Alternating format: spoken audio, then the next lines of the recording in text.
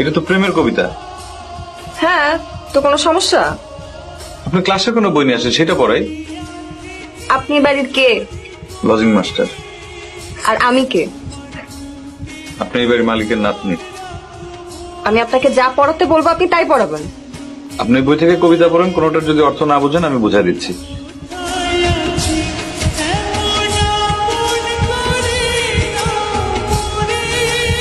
এইটা পড়।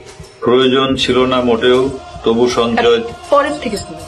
চিরকাল বিজ্ঞজন। আরে এইখান থেকেও না, এইখান থেকে পড়।